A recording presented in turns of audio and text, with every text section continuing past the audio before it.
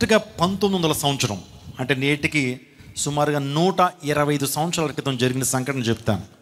ప్రపంచంలో చాలా దేశాలు ఉన్నాయి, మన భారతదేశం లాంటి దేశాలు చాలా ఉన్నాయి. సుమారుగా శాస్త్రవేత్తలు, చరిత్రకారులు చెప్తున్న అంశం ఏంటంటే 185 దేశాలు ఉన్నట్లుగా చెబుతున్నారు. అందులో 2 దేశాలు, ఒక దేశం పేరు చిలీ, రెండో దేశం పేరు అర్జెంటీనా. 2 కూడా పక్క పక్కనే ఉంటాయి.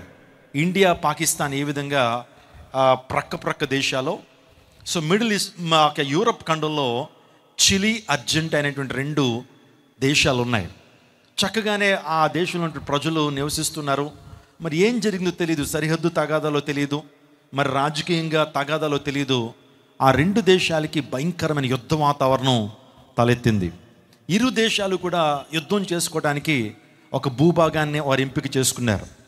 వారిద్దరు కూడా ఒక భూభాగాన్ని ఎంపిక చేసుకున్నారు. ఆ భూభాగానికి, ఆ మైదానానికి ఇరు దేశాల వారి ఆయుధాలన్నీ కూడా ఆ భూభాగానికి తీసుకురావడం జరిగింది. ఇంకా రేపు యుద్ధం స్టార్ట్ అవుతుంది అనగానే ఆ దేశంలో ఒక దేవుని సేవకుడు, నాలాంటి ఒక దేవుని సేవకుడు ఆ రాత్రి, రేపటి నుంచి యుద్ధం ప్రారంభించబడుతుందన్న ఆ రాత్రి, దేవుని సేవకుడు రేడియోలో, టీవీల్లో ఒక వర్తమానాన్ని దేవుని వాక్యంలోంచి అందించాడు. అదేంటో తెలుసా? శాంతి అనేటువంటి అంశం మీద దేవుని వాక్యంలో ఉన్నటువంటి శ్రేష్టమైన విషయాలు ఇరు దేశాలకి కూడా రేడియోలో వాక్యాన్ని అందించారు.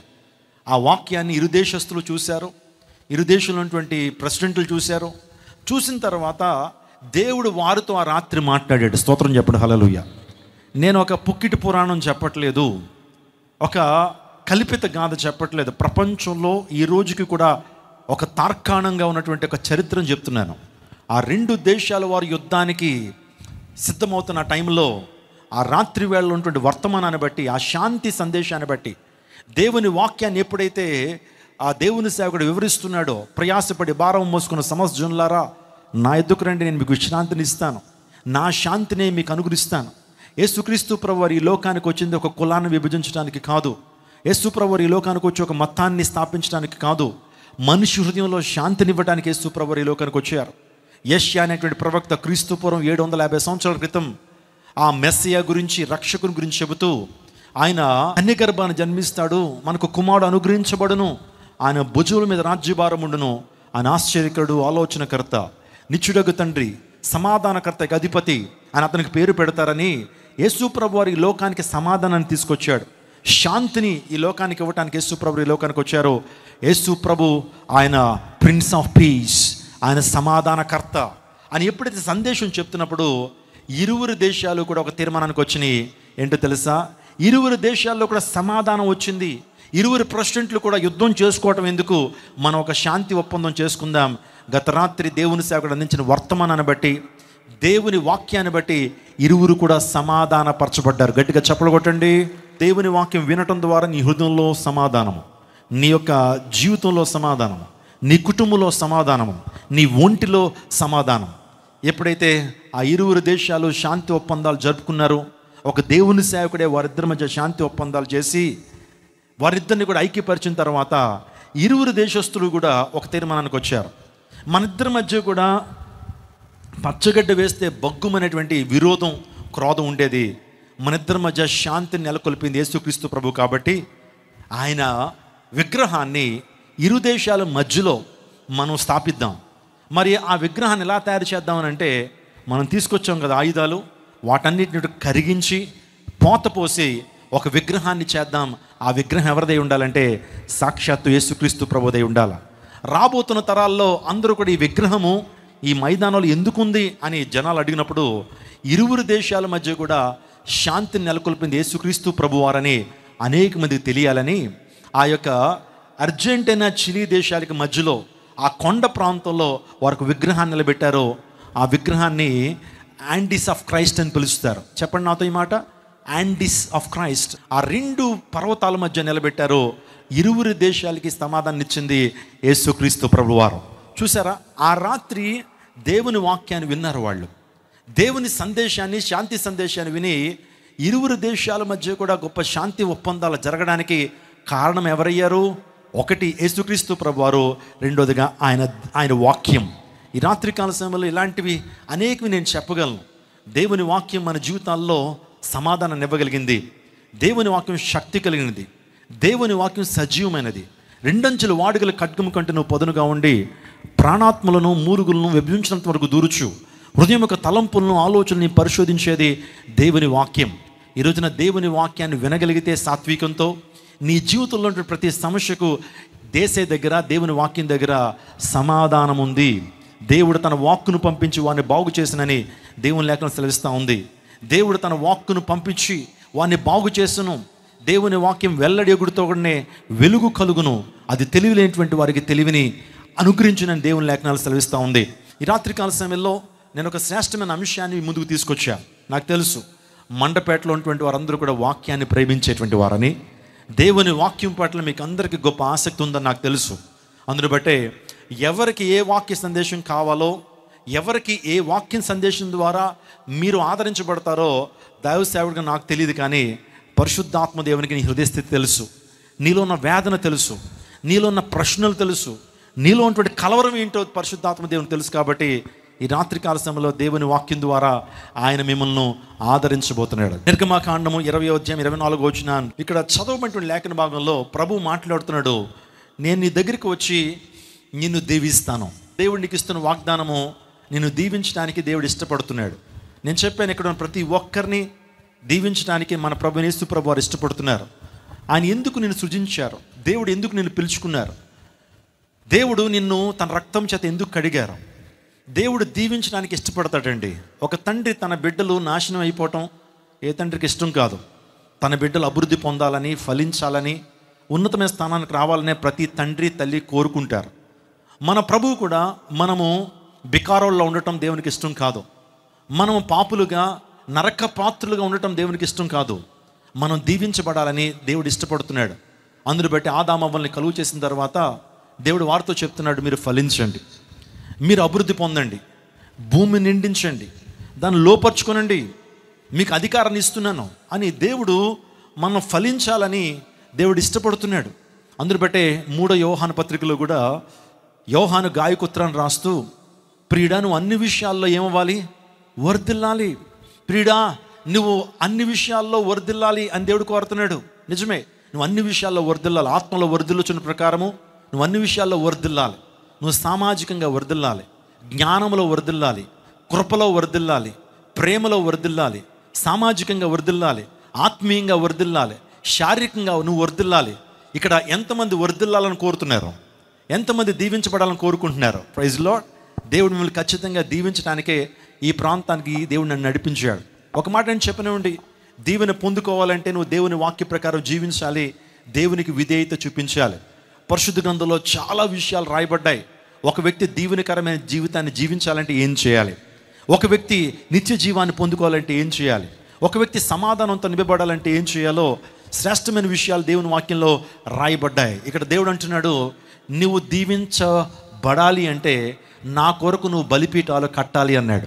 ఈ రాత్రి కాలంలో దీవించబడాలని కోరుతున్న ప్రతి ఒక్కళ్ళు కూడా ఈ రాత్రి కాలంలో కొన్ని బలిపీఠాలు నువ్వు కూడా కట్టాలి. నేను నీ దగ్గరికి వచ్చి నిన్ను దీవించాలి అంటే, if you want to be blessed by me, నా ద్వారా నువ్వు దీవించబడాలంటే you need to construct few altars. నువ్వు కొన్ని బలిపీఠాలు నువ్వు కట్టాలి. ఎంతమంది కడతారు బలిపీఠాలు? నా మట్టుకైతే నేను బలిపీఠాలు కట్టడానికి ఇష్టపడుతున్నాను. ఏంటి ఆ బలిపీఠాలు? అబ్రహాము ఈరోజు కట్టిన బలిపీఠాల గురించి ఈ రాత్రికాల సమయంలో మీతో మాట్లాడుతాను. బలిపీఠము, ఇంగ్లీష్లో ఆల్టర్ అన్నాడు. పాత నిబంధన కాలంలో బలిపీఠం అనగానే మనకు గుర్తొచ్చేది ఒక వధస్థలం, ఒక వధస్థలం. ఏం జరిగేది పాత నిబంధన కాలంలో? ప్రత్యక్ష గుడారంలో బలిపీఠం మీద పాప పరిహారార్థ బలి, అపరాధ పరిహారార్థ బలి, దహన బలు అర్పించడానికి, ఒక పస్కా పండుగ కావచ్చు, పాప పరిహారార్థ బలి అర్పించడానికి ఒక మేకనో గొర్రెనో తీసుకొచ్చి బలిపీఠం మీద ఏం చేసేవారు? దాన్ని వధించి దాని రక్తాన్ని ప్రత్యక్ష గుడారంలో అతి పరిశుద్ధ స్థలంలో ఉన్నటువంటి టాబర్నికల్, ప్రత్యక్ష గుడారంలో ఉన్నటువంటి ఆ మందసం యొక్క కరుణాపీఠం మీద ఆ రక్తాన్ని ప్రోక్షించేవారు.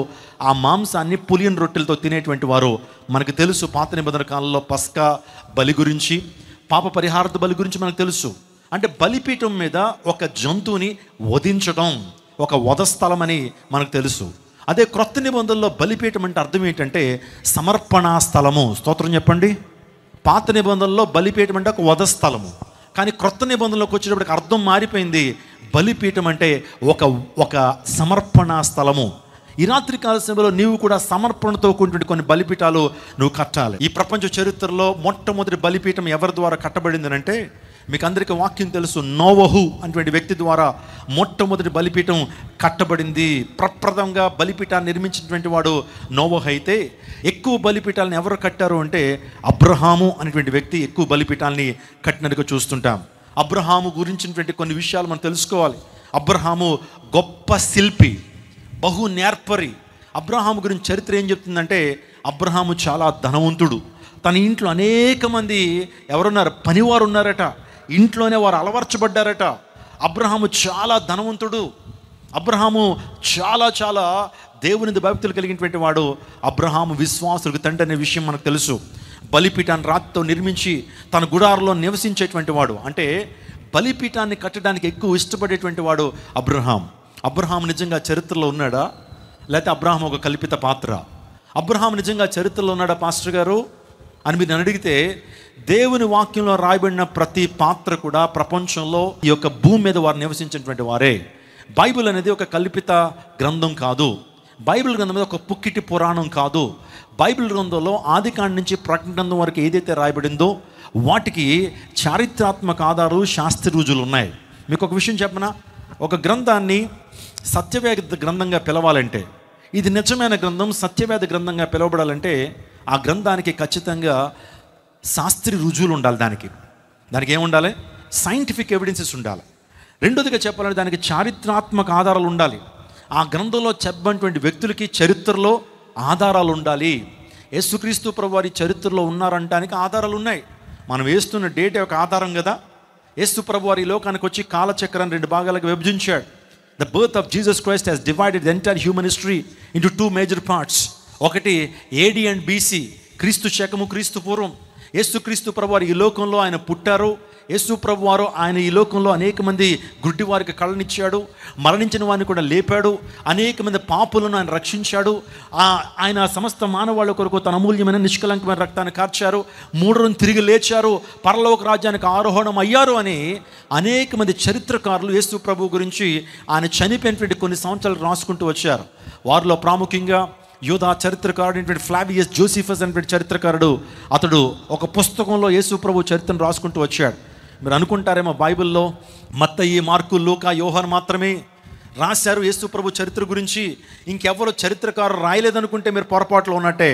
అనేక మంది చరిత్రకారులు, వారిలో ప్రాముఖ్యంగా యూదా చరిత్రకారుడు అయినటువంటి Flavius Josephus, Pliny the Young, Tacitus అనేటువంటి చరిత్రకారులు, వీరందరూ యేసు ప్రభు యొక్క చరిత్రను రాశారు.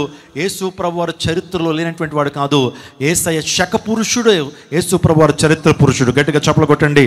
ఆయన లేడని, ఈ లోకంలో ఆయన నివసించలేదని, ఆయన జనన మరణ పునరుత్థానాలు అవాస్తవమని ఏ ఒక్కరూ కూడా చెప్పలేరు. ఎందుకంటే చరిత్రలో ఆధారాలు ఉన్నాయి. ఒక గ్రంథం సత్యవేద గ్రంథంగా పిలువబడాలంటే దానికి చారిత్రాత్మక ఆధారాలు ఉండాలి, ఆర్కియలాజికల్ ఎవిడెన్సెస్ ఉండాలి. అంటే భూత్రవ్వకాల్లో ఆ చరిత్ర గురించి ఎప్పటికీ కూడా ఆధారాలు ఉండాలి. ఆ తర్వాత శాస్త్రీయ రుజువులు ఉండాలి. 4వది చెప్పాలంటే మ్యానుస్క్రిప్ట్ ఎవిడెన్సెస్ ఉండాలి. మ్యానుస్క్రిప్ట్స్ అంటే ఈరోజున చాలా గ్రంథాలకి వాటి యొక్క పురాతనమైన వ్రాతప్రతులు ఉండాలి. దేవుని వాక్యానికి పురాతనమైన వ్రాతప్రతులు ఉన్నాయి. కొన్ని వేల సంవత్సరాల క్రితం రాయబడినట్లుగా ఈ యొక్క వ్రాతప్రతులు నేటికి కూడా మ్యూజియంస్లో ఉన్నాయి. ఇలా చెప్పుకుంటూ పోతే ఆ వాక్యానికి, ఆ గ్రంథానికి దైవిక అధికారం ఉండాలి, డివైన్ అథారిటీ ఉండాలి. ఇలా చెప్పుకుంటూ పోతే ఒక గ్రంథం సత్యవేద గ్రంథంగా పిలువబడాలంటే ఎన్నైతే ఆధారాలు కావాలో అన్ని ఆధారాలు నీ చేతిలో, నా చేతిలో ఉన్న పరిశుద్ధ గ్రంథానికి ఉన్నాయి. ప్రైజ్ గాడ్, హల్లెలూయా. ఏ ఒక్కరు కాదనలేరు ఈ సత్యాన్ని. నా ప్రియదర్శనాగమ, అబ్రహాము గురించినటువంటి విషయాలు తొందరగా చెప్తాను. క్రీస్తు శకము 1964వ సంవత్సరంలో కొంతమంది శాస్త్రవేత్తల బృందం, ఆర్కియాలజిస్టులు, భూత్రవ్వకాలు త్రవ్వేటువంటి కొంతమంది శాస్త్రవేత్తలు ఇరాక్ అనేటువంటి ప్రాంతంలో బాగ్దాద్కు దగ్గర టెల్ కయూర్ అనే ప్రాంతం దగ్గర వారు భూతవ్వకాలు త్రవ్వుతుంటే వారికి ఒక పట్టణం బయటపడింది. ఒక ప్రాంతం భూమిలో కూరుకుపోయినటువంటి పట్టణము బయటపడితే ఆ పట్టణంలో కొన్ని వస్తువులను బయటకు తీసుకొచ్చారు. కొన్ని శిలాపలకాలను బయట తీసుకొస్తే ఒక శిలాపలకం మీద ఊర్ అనేటువంటి ఒక శిలాపలకం దొరికింది. అబ్రహాం ఊరి పేరేంటి? ఊరే. అబ్రహాం ఊరి పేరేంటి? ఊరే. యూఆర్ అని ఉంటుంది ఆ ఊరు. కల్దే దేశం. అబ్రహాం గురించిన చరిత్ర అంతా కూడా భూతవకాల్లో దొరికేటప్పటికి శాస్త్రవేత్తలు అన్నారు, ప్రపంచానికి తెలియజేశారు, బైబిల్ గ్రంథంలో రాయబడిన అబ్రహాము చరిత్ర ఒక అభూత కల్పన కాదు, అవాస్తవం కాదు, అది నిజమే.